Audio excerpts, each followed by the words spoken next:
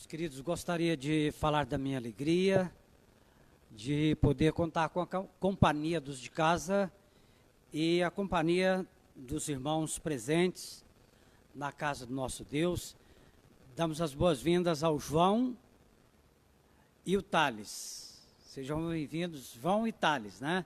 É uma alegria tê-los conosco nessa noite, noite de culto, de adoração, de louvor ao nosso Deus. Nós estamos meditando na epístola de Paulo aos Romanos. Temos feito isso nas terças-feiras e hoje daremos sequência ao nosso estudo na epístola de Paulo aos Romanos. Meus queridos, vamos iniciar então o nosso culto e eu quero convidar os irmãos para que leiamos a palavra do nosso Deus, Daniel, capítulo de número 9. Daniel, capítulo de número 9. Vamos fazer a leitura do verso, a partir do verso 4 até o verso de número 19.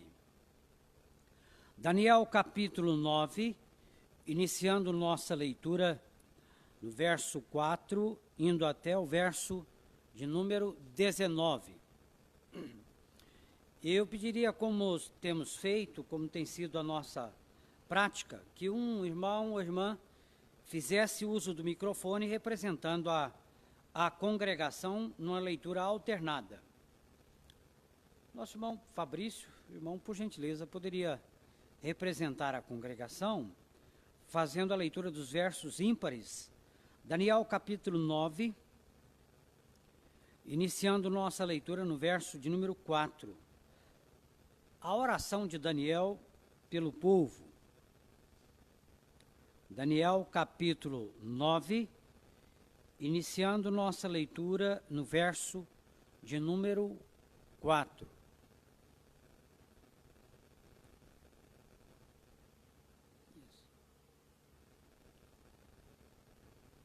Muito bem, lerei o verso 4, os irmãos lerão o verso 5 e nós caminharemos com a nossa leitura até verso 19. Orei ao Senhor meu Deus, confessei e disse: Ah, Senhor, Deus grande e temível, que guardas a aliança e a misericórdia para com os que te amam e guardam os teus mandamentos. Temos pecado e cometido iniquidades, e procedemos perversamente, fomos apartando-nos dos teus mandamentos e dos teus juízos. E não demos ouvidos aos teus servos, os profetas, que em teu nome falaram aos nossos reis, nossos príncipes e nossos pais, como também a todo o povo da terra. A ti, ó Senhor, pertence a justiça, mas a nós o corar de vergonha, como hoje se vê aos homens de Judá, os moradores de Jerusalém, todo o Israel, quer de perto, quer os de longe, em todas as terras por onde os tens lançado, por causa das suas transgressões que cometeram contra ti. Ó Senhor, a nós pertence o corar de vergonha, aos nossos reis, aos nossos príncipes e aos nossos pais, porque temos pecado contra ti. Ao Senhor, nosso Deus, pertence a misericórdia e o perdão, pois nós temos rebelado contra ele. E não obedecemos à voz do Senhor, nosso Deus, para andarmos nas suas leis, que nos deu por intermédio de seus servos, os profetas. Sim, todo Israel transgrediu a tua lei, desviando-se para não obedecer à tua voz. Por isso, a maldição e as imprecações que estão escritas na lei de Moisés, servo de Deus, se derramaram sobre nós. porque temos pecado contra ti. Ele confirmou a sua palavra, que falou contra nós e contra os nossos juízes, que nos julgavam, e fez vir sobre nós grande mal, porquanto nunca debaixo de todo o céu aconteceu o que se deu em Jerusalém. Como está escrito na lei de Moisés, todo este mal nos sobreveio, apesar disso, não temos implorado o favor do Senhor nosso Deus, para nos convertermos das nossas iniquidades e nos aplicarmos à tua verdade. Por isso, o Senhor cuidou em trazer sobre nós o mal e o fez vir sobre nós, pois justo é o Senhor nosso Deus em todas as suas obras que faz, pois não obedecemos a sua voz. Na verdade, ó Senhor nosso Deus, que tiraste o teu povo da terra do Egito com mão poderosa, e a ti mesmo adquiriste renome, como hoje se vê, temos pecado e procedido perversamente. Ó Senhor, segundo todas as tuas justiças, aparte-se a sua ira e o teu furor da tua cidade de Jerusalém, do teu santo monte, porquanto, por causa dos nossos pecados e por causa das iniquidades de nossos pais, se tornaram Jerusalém e o teu povo opróbrio para todos os que estão em redor de nós. Agora, pois, ó Deus nosso, ouve a oração do teu servo e as suas súplicas, e sobre o teu santuário assolado faze resplandecer o rosto, por amor do Senhor. Inclina, ó Deus meu, os ouvidos e ouve. Abre os olhos e olha para a nossa desolação e para a cidade que é chamada pelo teu nome, porque não lançamos as nossas súplicas perante a tua face, fiados em nossas justiças, mas em tuas muitas misericórdias. Ó Senhor, ouve, ó Senhor, perdoa, ó Senhor, atende-nos e age. Não te retardes por amor de ti mesmo, ó Deus meu, porque a tua cidade e o teu povo são chamados pelo teu nome. Meus queridos, vamos orar ao nosso Deus nesse instante. Senhor Deus eterno, Senhor Deus grande e temível, Senhor que enche todo o céu, toda a terra, todo o universo, Deus santo, santo, santo, glorificado seja o teu nome. Ó Pai querido, nós clamamos por tua misericórdia sobre a nossa vida. Queremos, ó Pai, glorificar o teu nome com o nosso viver.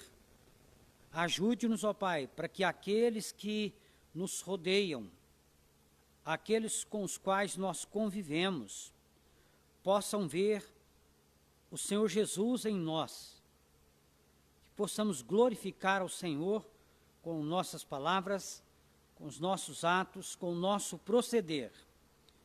Nós te adoramos, reconhecendo a tua santidade. Te adoramos, ó Deus querido, reconhecendo a tua soberania, o domínio do Senhor. Receba, Senhor, nossa gratidão, receba nossos louvores, receba a nossa adoração, pois tu és o nosso Deus. Louvamos-te porque o Senhor é o nosso Pai que nos ama, que nos tem guardado, que nos tem conduzido a cada dia. Glorificado seja o teu nome.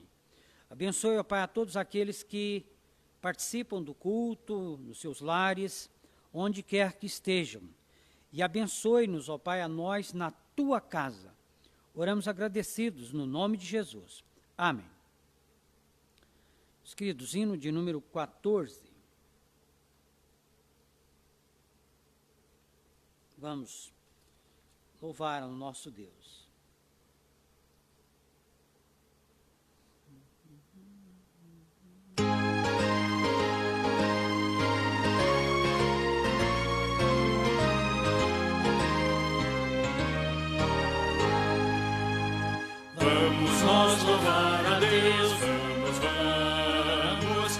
Senhor de toda a luz, Santo, Santo.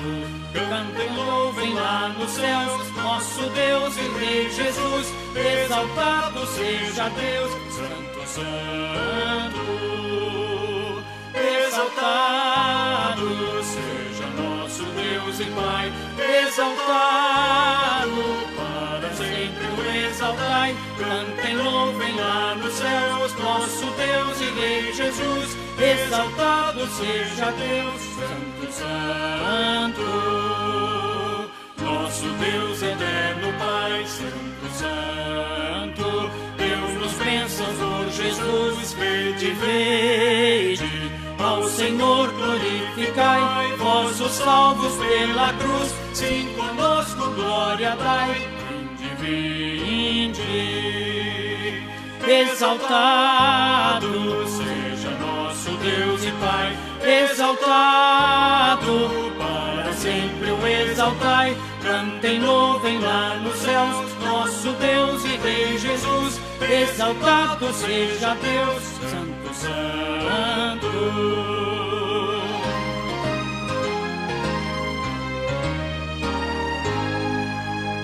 Exaltemos nosso Deus, Santo, Santo. Exaltemos com fervor hoje, hoje. Tributemos todos nós hinos santos de louvor, sim, louvor em alta voz, hoje, hoje.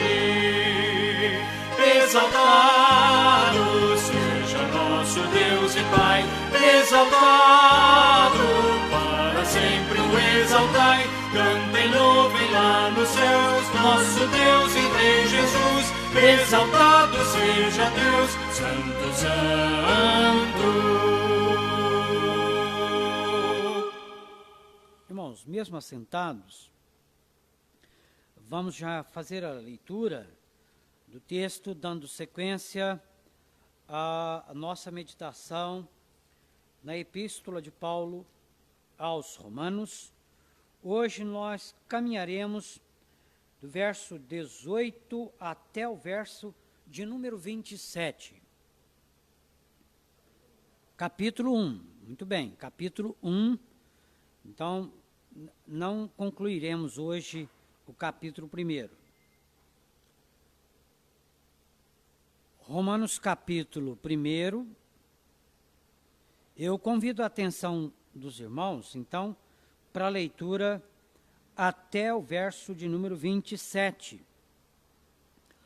A palavra de Deus nos diz assim: a ira de Deus se revela do céu contra toda a impiedade e perversão dos homens que detêm a verdade pela injustiça, porquanto o que de Deus se pode conhecer é manifesto entre eles, porque Deus lhes manifestou. Porque os atributos invisíveis de Deus, assim o seu eterno poder, como também a sua própria divindade, claramente se reconhecem desde o princípio do mundo, sendo percebidos por meio das coisas que foram criadas. Tais homens são, por isso, indesculpáveis, porquanto, tendo conhecimento de Deus, não o glorificaram como Deus, nem lhe deram graças. Antes, se tornaram nulos em seus próprios raciocínios, obscurecendo-se-lhes o coração insensato. Inculcando-se por sábios, tornaram-se loucos, e mudaram a glória do Deus incorruptível em semelhança da imagem de homem corruptível, bem como de aves, quadrúpedes e répteis. Por isso Deus entregou tais homens à imundícia, pelas concupiscências de seu próprio coração, para desonrarem o seu corpo entre si, pois eles mudaram a verdade de Deus em mentira, adorando e servindo a criatura em lugar do Criador, o qual é bendito eternamente. Amém. Por causa disso, os entregou Deus a paixões infames, porque até as mulheres Mudaram o modo natural de suas relações íntimas por outro, contrário à natureza. Semelhantemente, os homens também, deixando o contato natural da mulher, se inflamaram mutuamente em sua sensualidade, cometendo torpeza, homens com homens, e recebendo em si mesmos a merecida punição do seu erro. Meus queridos, antes de darmos início à nossa meditação do texto lido, convido o nosso amado irmão diácono Fabrício, que nos conduza a Deus em oração, para que Deus se compadeça de nós, nos edifique na meditação da sua palavra. Glorificado seja o teu nome.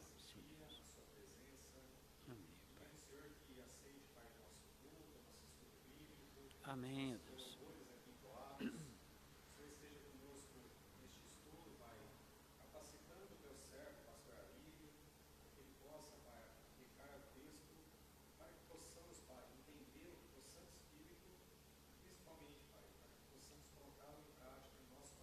Amém.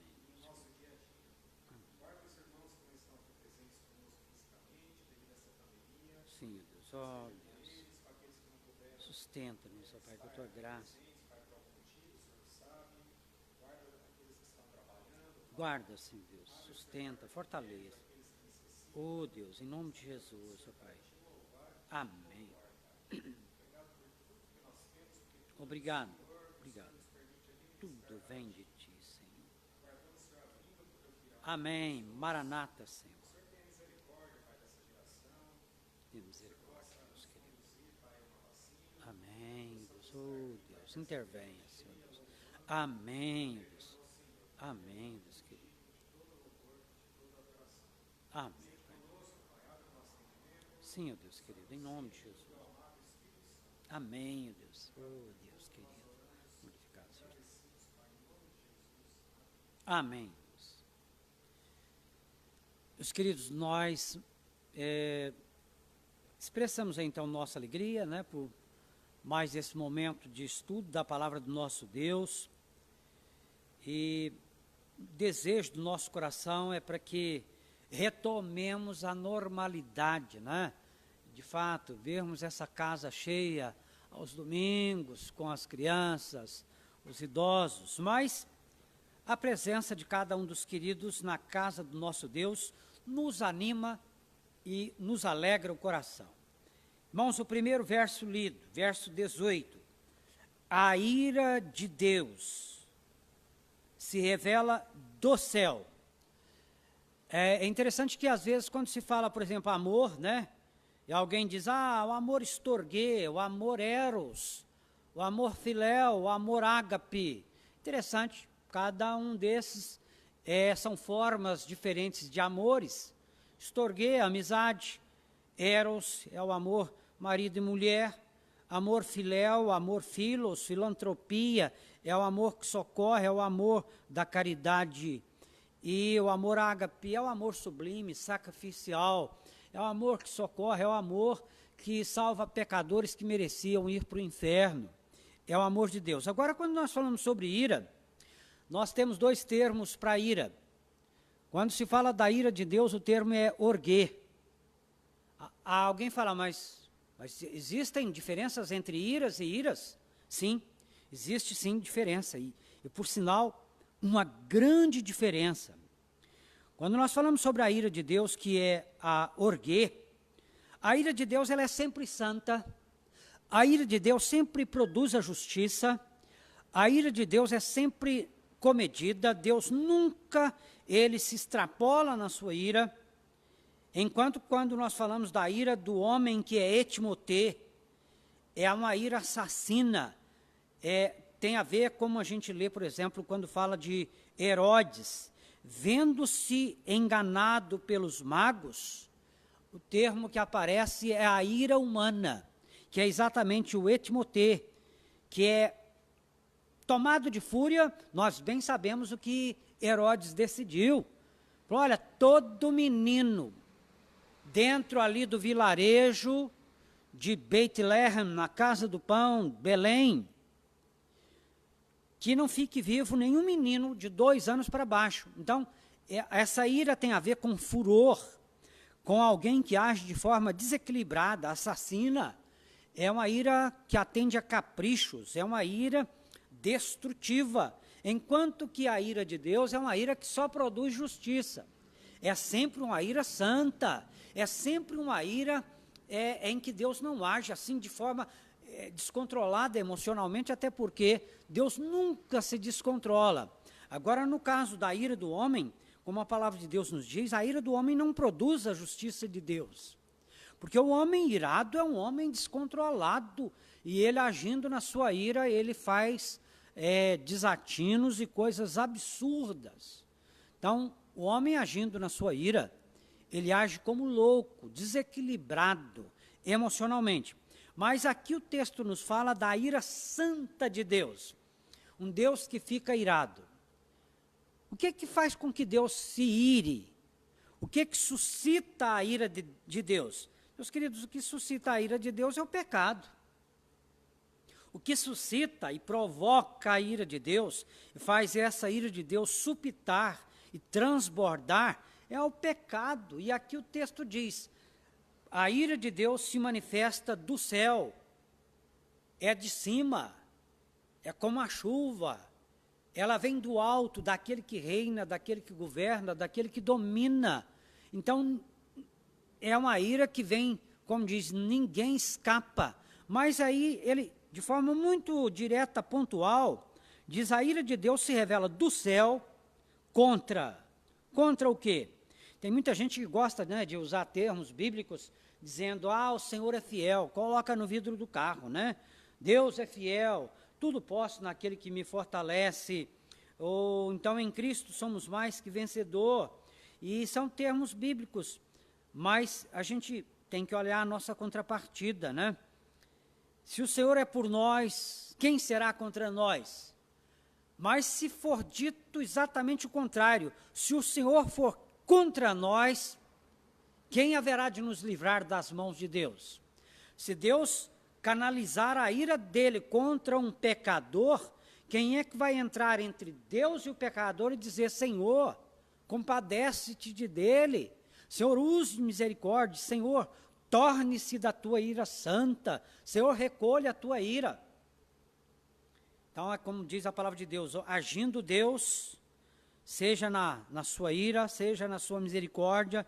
Lembramos que Moisés, ele agiu assim, e Deus atendeu a petição de Moisés, quando o Senhor Deus disse a Moisés, vou acabar com essa raça, de ti suscitarei um novo povo, e Moisés disse, se o Senhor acaba com esse povo, o Senhor risca também o meu nome, desista também de mim.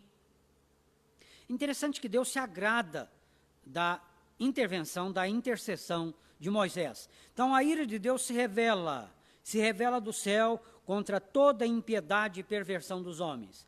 Meus queridos, esse texto que nós acabamos de ler, ele demonstra a culpabilidade da criatura, a culpabilidade do homem na sua arrogância, rejeitando a palavra de Deus e dando mais crédito ao diabo, e ele se rebela contra o Criador, e aí a partir desse momento o homem se torna cego, ele acha que não mais precisa de Deus, como alguns pensam, hoje a gente implanta um chip debaixo da pele e a gente é monitorado em qualquer canto da terra, tem ali um aparelho, o médico monitora até o batimento cardíaco, monitora todo o nosso metabolismo e ele já recomenda alterar a medicação, mesmo eu estando lá do outro lado da terra. Hoje a tecnologia está tão avançada que a gente nem precisa mais de Deus. Alguns se iludem com essa tola ideia, mas o texto é muito claro. A ira de Deus se revela do céu contra toda impiedade. A palavra impiedade, a palavra de Deus, ela classifica entre impio, iníquo e perverso.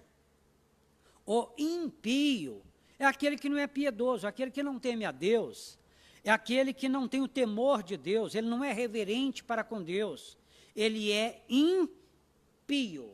O pio, o piedoso, é exatamente aquele que invoca, aquele que teme, aquele que treme, aquele que é reverente, aquele que tem temor a Deus. O ímpio é aquele que ele não tem o temor de Deus, só que fica um pouco mais grave. A impiedade, ela já atrai a ira de Deus, mas para complicar a situação do homem, diz, a ira de Deus se manifesta contra a impiedade e contra a perversão. Perversão é exatamente o homem quando ele peca de forma consciente. O perverso é aquele que tem prazer em afrontar a consciência do servo de Deus, ele tem prazer em afrontar e confrontar a Deus, e ele tem consciência de que está afrontando a Deus. De forma muito atrevida, arrogante, de forma bem cega, ele afronta a Deus de forma bem consciente. Então isso atrai a ira de Deus. Coitado do homem, querer levantar os olhos para o céu e afrontar a Deus, agir com perversidade. Perversidade, o perverso, se você for exortar o perverso, ele vai dizer, eu sei o que eu estou fazendo. Você não tem medo da mão de Deus pesar sobre você? Estou nem aí para Deus. Então o perverso, ele tem consciência da sua perversidade.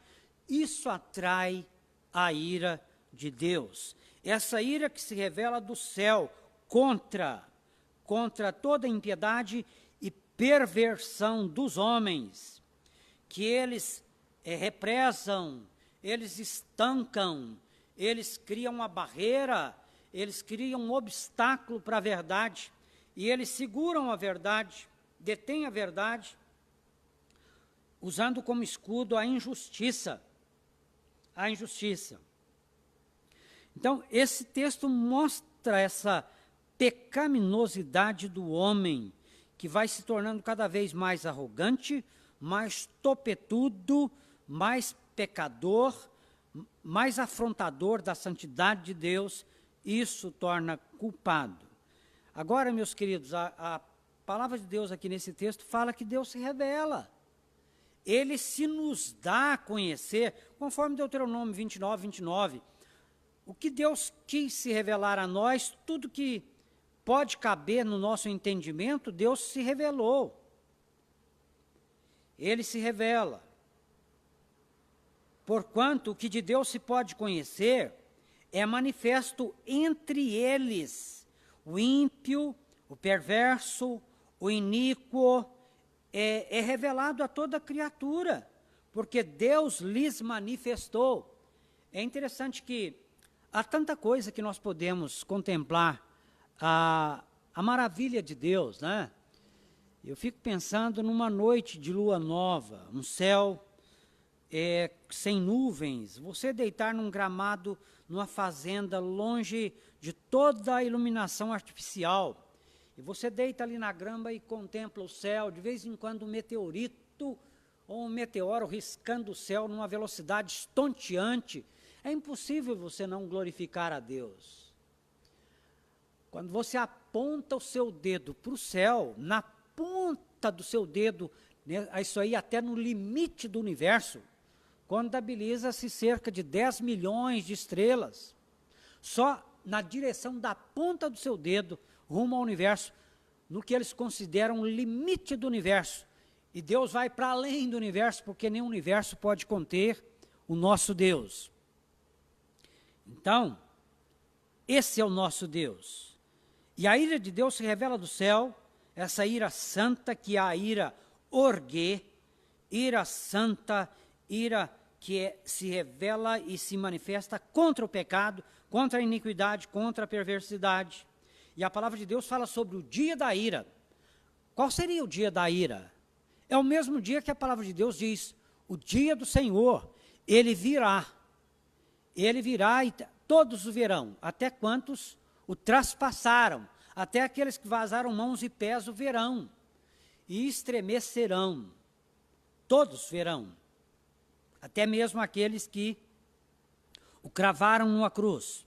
Então, irmãos, conforme Mateus 2, 16, é a ira de Herodes é a chamada etimotê, ira assassina, ira de morte, ira caprichosa, ira que não tem nada a ver com a justiça.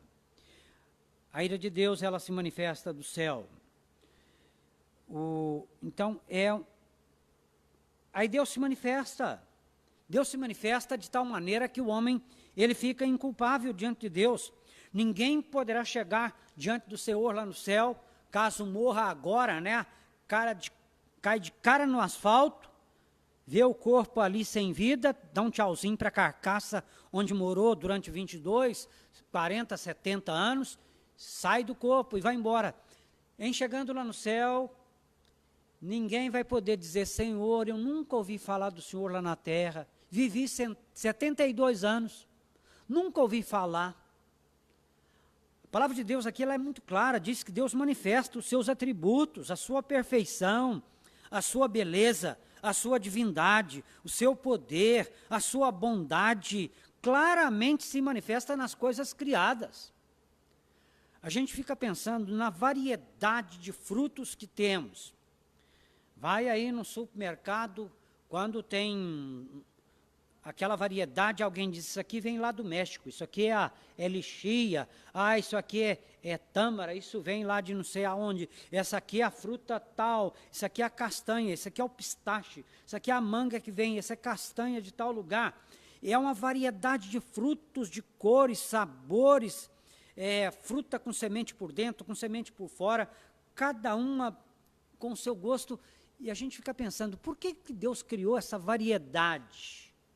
Cada um com seu sabor, cada um com seu cheiro, tudo, meus queridos, por amor a nós. Uma variedade infinita de flores, de cores, de odores. É o amor de Deus por nós, ele manifesta a sua perfeição, a sua beleza, a sua grandeza, tudo muito sincronizado. Mas não são todos que creem assim, né?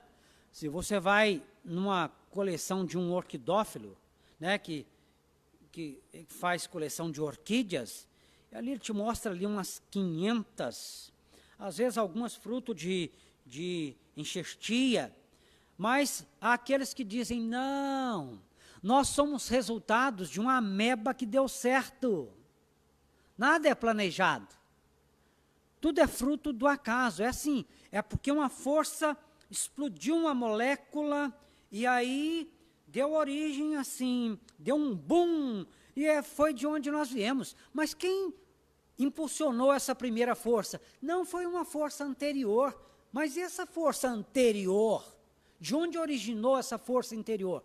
É do acaso. O acaso não produz nada. E por isso esse texto diz: porque o que de Deus se pode conhecer é manifesto entre eles, porque Deus lhes manifestou, porque os atributos invisíveis de Deus, o seu eterno poder, como também a sua própria divindade, claramente se reconhecem desde o princípio do mundo, sendo percebidos por meio das coisas que foram criadas. Tais homens são, por isso, indesculpáveis. A ciência verdadeira, os astrônomos que temem a Deus, como os grandes cientistas, né? Os maiores cientistas do mundo, se fizermos uma listagem dos maiores, todos eram homens que temiam a Deus. Poderíamos citar a Albert Einstein, um dos mais geniosos cientistas que já pisou a terra, era homem que temia a Deus, que amava a palavra de Deus. Muito bem, então diante disso, é uma grande tolice dizer que tudo vem do acaso, que o acaso é que criou, e uma energia que surgiu do nada é que criou um sistema planetário em que no nosso sistema ele está no centro do universo, temos o Sol, Mercúrio, Vênus, Terra, Marte, Júpiter, Saturno, Urano, Netuno, Plutão, cada um na sua órbita, a Terra girando ao redor do seu eixo numa velocidade de 1.600 quilômetros por hora, numa cintura que para ser abraçada precisa de 40 mil quilômetros.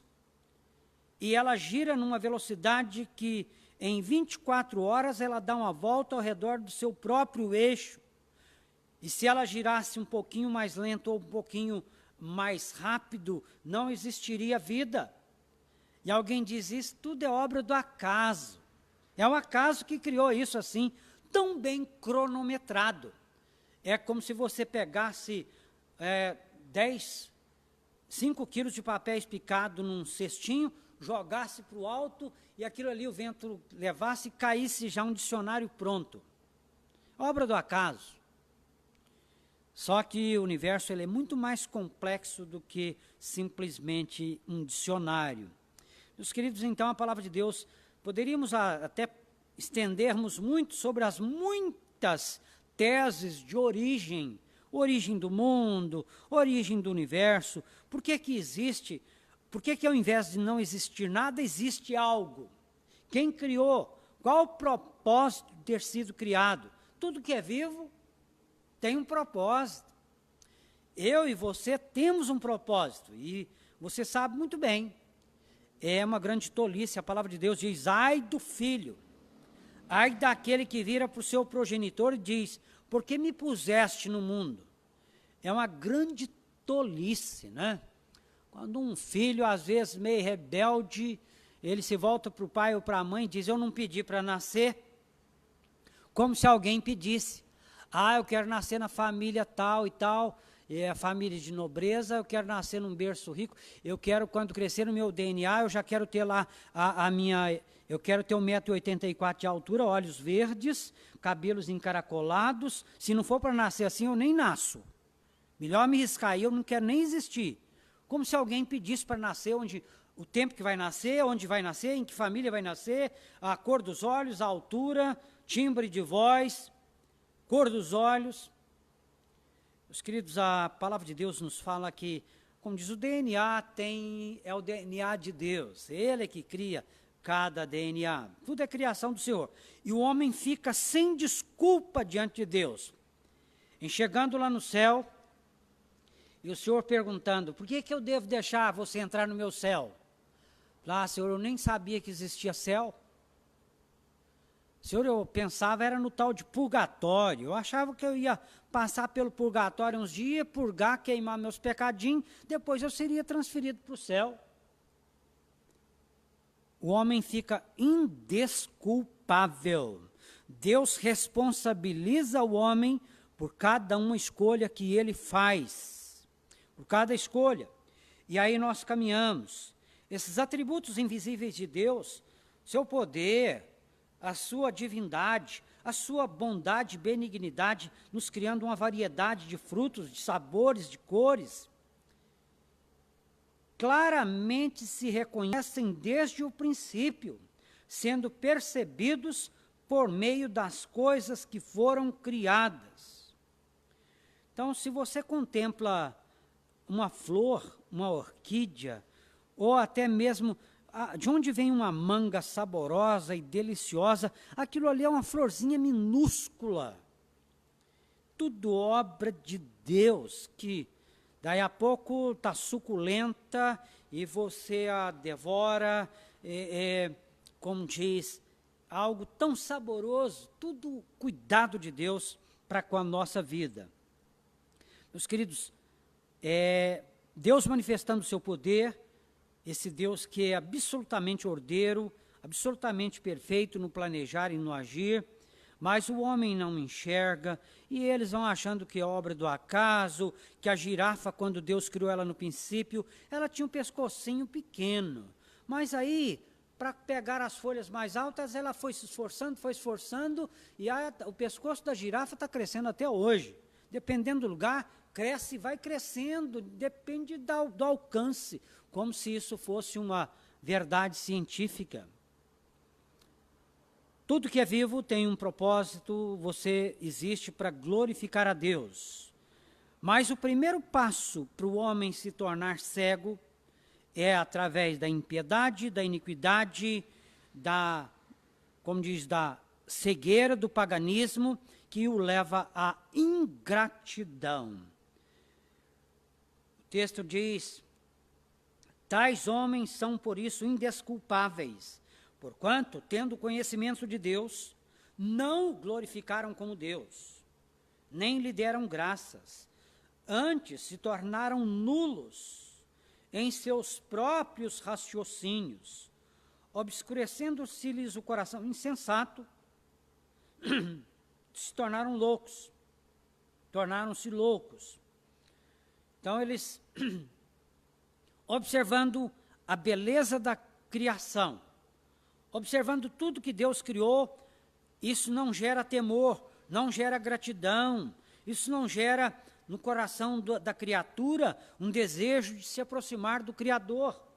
E então ele se torna absolutamente culpado. Nós temos revelações de Deus, Deus se revela na consciência do homem, Deus se revela na natureza, e Deus se revela na sua palavra. Deus se revela na consciência do homem.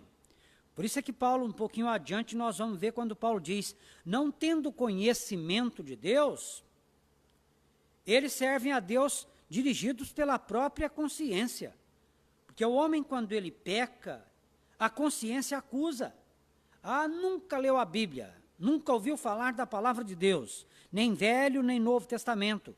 Mas Deus atua na consciência da criatura, de tal forma que quando ele peca, ele é perturbado. Não tendo conhecimento de Deus, eles já sabem que Deus existe e têm consciência quando pecam e seguem na rebeldia, na ingratidão, se tornam inúteis e se tornam loucos nessa rebeldia. E aí eles mudam a glória de Deus, eles deturpam Deus, porque o Senhor Deus diz que Ele é Espírito, Ele não quer ser comparado a nada, a nem, como diz a ave que ressuscita das cinzas, nem a um touro, nem a um leão, Deus não quer ser representado, porque Deus é Espírito, Ele é eterno, não há uma figura que possa ser produzida para ilustrar todos os atributos de Deus. Quando a gente fala sobre a Shekinah, Shekinah é o conjunto de todos os atributos de Deus. É a glória de Deus, e a glória de Deus são todos os seus atributos, é a Shekinah. E ninguém nunca contemplou a Deus em toda a sua glória, com todos os seus atributos. Então a ingratidão, o paganismo gera ingratidão e cegueira, e nós observamos quantas figuras o homem cria de Deus. Eles mudam a glória de Deus. A primeira coisa que aparece aqui, tendo conhecimento de Deus, não o glorificaram como Deus, nem lhe renderam graças, não reconhecem que dependem de Deus, não são agradecidos a eles, mas eles se tornam nulos, tolos, nos seus próprios raciocínios. E ali eles embutem a própria compreensão com um coração insensato. E o homem se julgando tão sábio, ele se torna louco, se julgando, como diz, querendo assumir o lugar de Deus, se torna cego e não enxerga nada além da curva. Inculcando-se por sábio, tornaram-se loucos e mudaram a glória de Deus incorruptível em semelhança de homem corruptível. Interessante que nós temos muitos deuses. A própria Astarte, que era uma figura feminina, que era a esposa de Baal, Astarote. O Baal também era representado como um homem. E o próprio Mercúrio, Acur, que deu origem a Melquisedeque, Acur, adorador de Acur. Quem é como Acur? Mercúrio. E temos aí, são deuses representados na figura humana. Mas também temos deuses representados até na figura de cobra, serpente. Deus Esculápio, o deus da medicina, representado numa serpente. Mas é interessante como o homem, na sua mente tão depravada, ele cria uma imagem de Deus representada por homem. E ele ajoelha diante dessa imagem, ele cultua, faz as suas oferendas, faz as suas festas e presta o seu culto. E ele cria um Deus à imagem de pássaro. Depois ele cria a imagem de Deus como um touro. E ele adora como um animal, como em alguns lugares, o macaco, a vaca e outros quadrúpedes são adorados como deuses. Imagem de Deus na forma de quadrúpede. E por fim, eles criam a imagem de Deus como réptil. Deus é reduzido à imagem de alguém que rasteja, um animal rastejante. Isso é para onde leva a cegueira do paganismo. Por isso, então, irmãos, isso tudo provoca a ira de Deus e leva o homem naquilo que nós já falamos tantas vezes, o chamado abandono judicial. Para recordar, o que é o abandono judicial? O abandono judicial é exatamente o pecador rebelde que, além de ímpio, ele é iníquo e ele chega a se tornar um perverso. E ama a perversidade. E ele amando a perversidade, o Senhor Deus diz, é isso que você quer? Você quer viver esse tipo de vida? Então o Senhor Deus tira todas as trancas que protegem o homem, todos os princípios e valores para preservar o homem. É como se o Senhor Deus fosse abrindo as trancas. Então segue. É isso que você deseja? Então vai atrás da AIDS, vai atrás das doenças venéreas, vai atrás da pneumonia, vai atrás de um efizema pulmonar, vai atrás de... E aí são tantos males. Então não há mais limite para o pecado do homem. É como se Deus, então, ele diz, então você vai plantar e colher o que você semear. Você vai arcar com as consequências da sua escolha. Por isso, nós deparamos com essa expressão aí algumas vezes. Por isso, é isso que vocês querem? Então Deus retira os freios morais e o homem se torna louco, como diz, nas suas taras, como diz, nos seus desregramentos. Então a loucura do paganismo faz com que o homem desague nisso que é chamado de abandono judicial. Aí o homem vai se corrompendo e ficando cada vez mais depravado, desonrando o seu próprio corpo. E aqui a palavra de Deus diz, por isso Deus entregou tais homens à imundícia.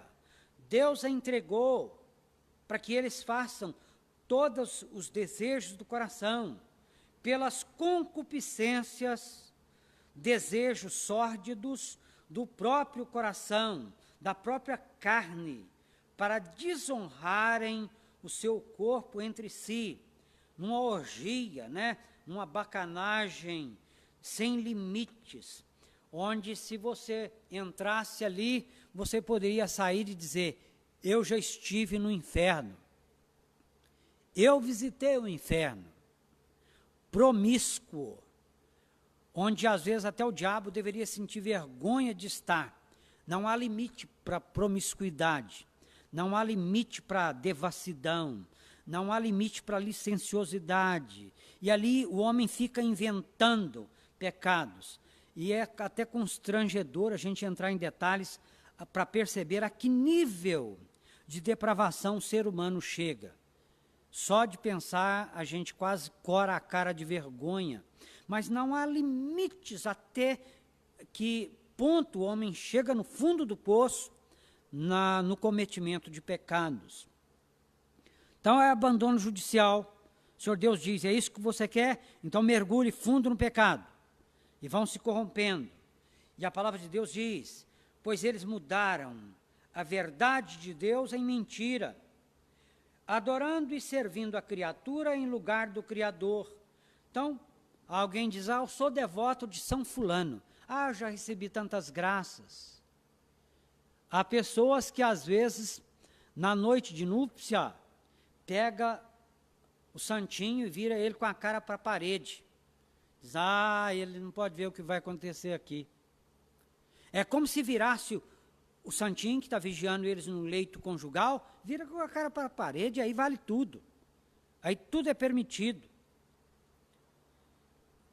E a palavra de Deus fala sobre aberrações. O homem esquece como funciona como homem. E nós já falamos aqui, né?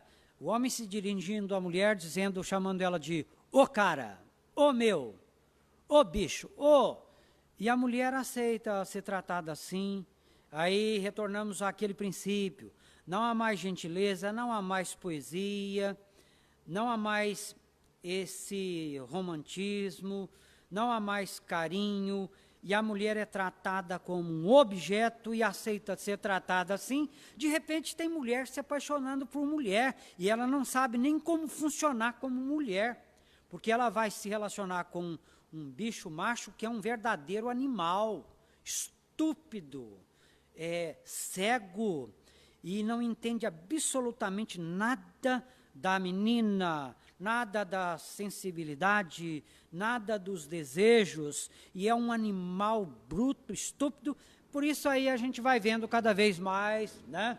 Supermercado, casais de meninas, uma fazendo o papel de Joãozinho, a outra fazendo o papel de Maria. E, lamentavelmente, a gente observa também o oposto, né? Também homens se inflamando com os homens na sua torpeza, na sua sensualidade. A palavra de Deus diz, por causa disso, os entregou Deus a paixões infames, porque as mulheres mudaram o modo natural de suas relações íntimas por outro contrário à natureza. Aqui o texto está falando de relação sexual. Aqui aborda exatamente isso. Então, é uma sexualidade totalmente doentia, são taras desregradas, são coisas totalmente fora daquilo que Deus criou, fora do propósito de Deus. Por isso o texto diz, Deus entregou, é isso que vocês querem, então pratiquem e arquem com as consequências. Porque até as mulheres não sabem mais como funcionar como mulher e mudaram o modo de suas relações íntimas por outro contrário à natureza. Semelhantemente, os homens também, deixando o contato natural da mulher, se inflamaram mutuamente em sua sensualidade. Eu fico lembrando do tempo em que o homem ainda era cavalheiro, né? Ele ia num restaurante, ele puxava a cadeira da namorada, abria a porta do carro, ele dava a ela um presente, um botão de rosa no final de semana, e tinha ali um bilhetezinho perfumado declarando o seu amor, o seu carinho, o seu apreço pela amada, onde não tinha vergonha de ser romântico, onde não tinha vergonha de ser poeta. Hoje em dia são todos não, né? Com raríssimas exceções, são estúpidos e às vezes não têm a sensibilidade necessária, e por isso tudo vai se tornando uma balbúrdia, uma confusão de sentimentos.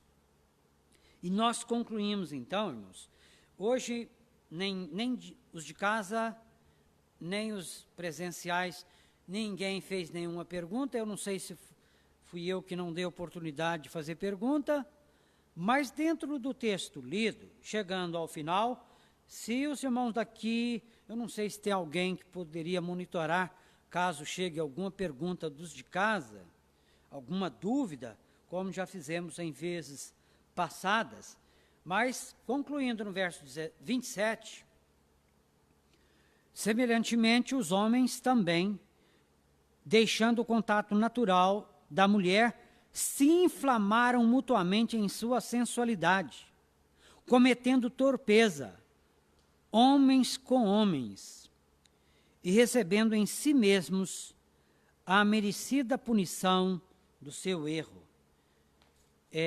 Irmãos, é é algo assim que soa como aberração, né? Gentileza, carinho, atenção. Isso aí é na relação onde é como dizer arco e violino. Para se tocar o violino precisa-se do arco. Não se toca violino esfregando um violino no outro. E nem dois arcos, um arco no outro. Deus criou homem e mulher. E ali cada um com as suas diferenças, né? Com a sua sensibilidade. Cada um da forma como Deus criou. E assim, homem e mulher se completam. E aí o texto diz, eles cometem torpeza e recebem em si mesmos a merecida punição do seu erro. Recebem a merecida punição do seu erro. Clive Staple Lewis, ele disse uma coisa interessante. Ele disse o seguinte, os perdidos gozam para sempre da horrível liberdade que sempre pediram e, portanto, estão escravizados por si mesmos, plantando e colhendo. Repetindo, então, as palavras de C.S. Lewis, os perdidos gozam para sempre da horrível liberdade que sempre pediram e, portanto, estão escravizados por si mesmos. Irmãos, chegamos ao final do nosso estudo bíblico. Algum irmão aqui no templo tem alguma dúvida, tem alguma pergunta dentro do tema tratado hoje, do assunto?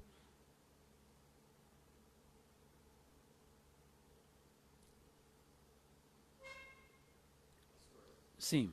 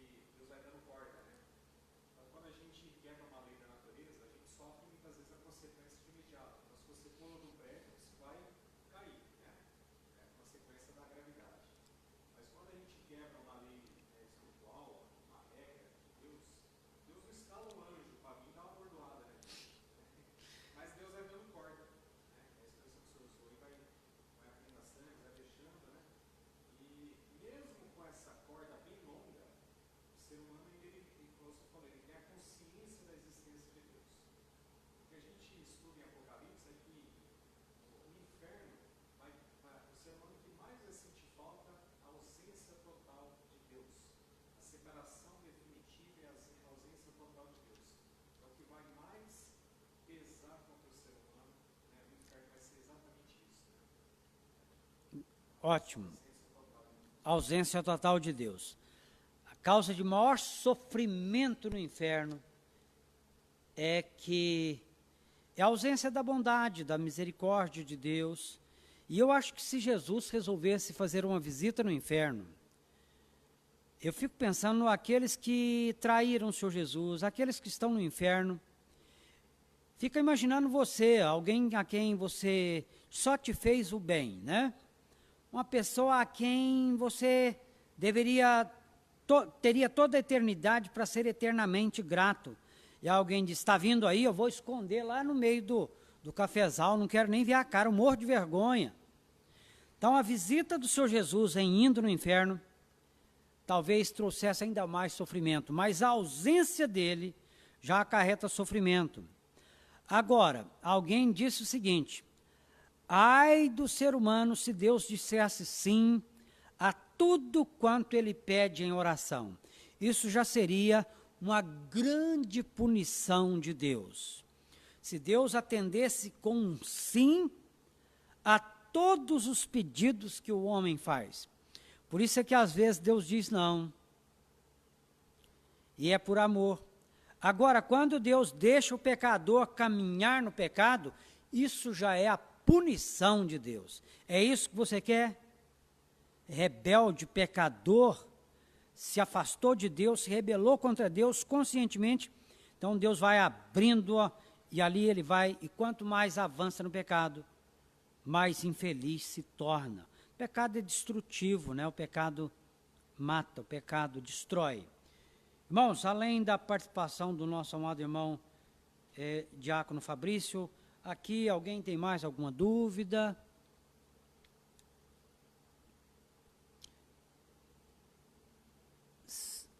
Se não há,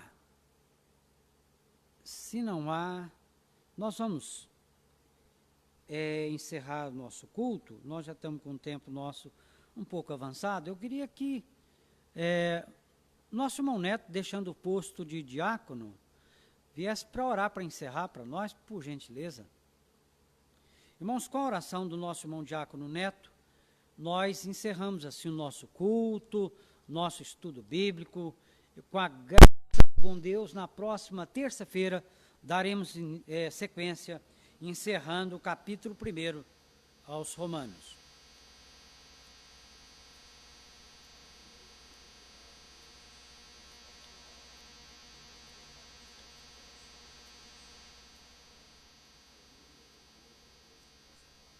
Deus, Amém. fazendo que cada dia mais nós possamos estar mais perto de Ti, ó Deus, segurando nas Tuas mãos, ó Deus, Sim, porque sabemos que só em Ti, ó Deus, é que temos a proteção do Senhor, ó Deus, nesse mundo tão tenebroso, ó Pai.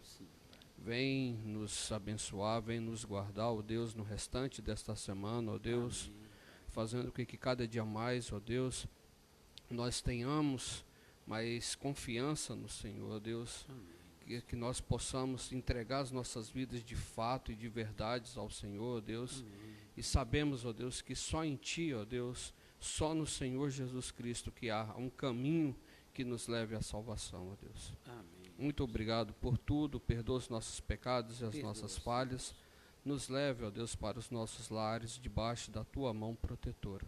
No nome do Senhor Jesus é que nós oramos e Te agradecemos. Amém. Amém. Meus queridos, assim nós encerramos o nosso culto.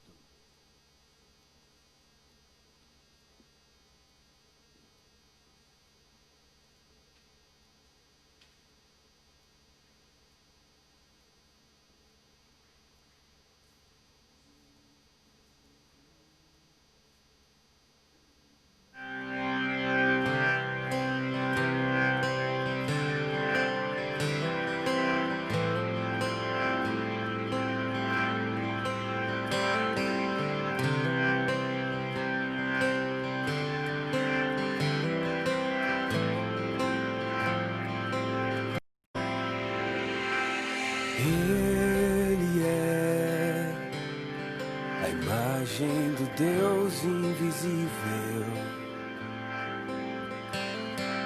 Ele é Senhor sobre a criação, pois nele foram criadas todas as coisas, nos céus e na terra, sejam tronos soberanos.